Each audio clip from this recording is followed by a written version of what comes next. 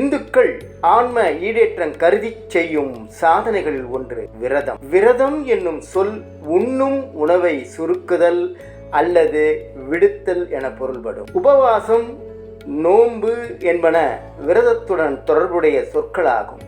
உபவாசம் என்பது பல நாட்கள் உணவு வகை அனைத்தையும் தவிர்த்து இறை தியானத்தால் இருக்கும் நிலையே உபவாசம் என்பதாகும்.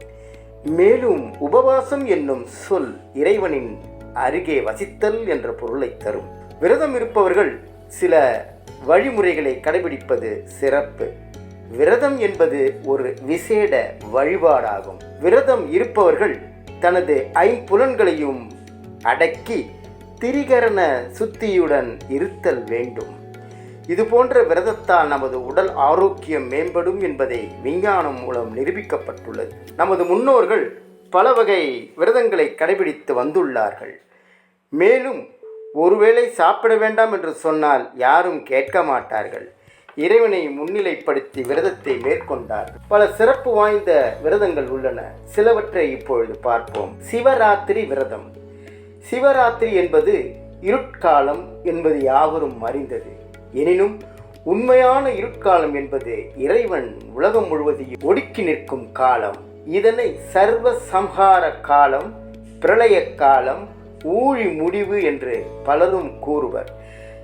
இந்த பேரூரில் தனித்து நிற்பவன் சிவபெருமான் ஒருவனேயாம். நாம் நாள்தோறும் காண்கின்ற இறைவு அனைத்து உயிர்க்கும் உரிய சாதாரண இரவுகளாகும். ஆயினும் உலக ஒடுக்க நிலையாகிய இரவு சிவனுக்கே ஆகும்.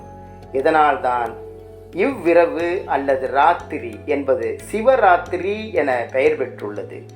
சிவனிடத்தில் அன்பு செலுத்துவோருக்கு அன்றைய நாள் சிறந்த நோன்பு அல்லது விரத நாளாகும். சிவராத்திரி அன்று 4 சாம பூஜைகளும் அவ்வவ்வ காலங்களில் செய்தல் உத்தமம்.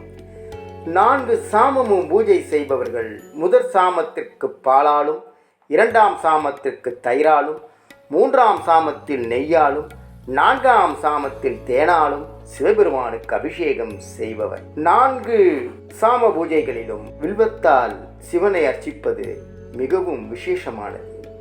இது மேலான பலனை கொடுக்கும். சிவபூஜை செய்ய இயலாதவர் 4 சாமமும் சிவாலய தரிசனம் செய்வதோடு பஞ்சாட்சக ஜபம், சிவபுராணம் படித்தல், கேட்டல் முதலியவற்றில் இரவை கழித்தல் வேண்டும்.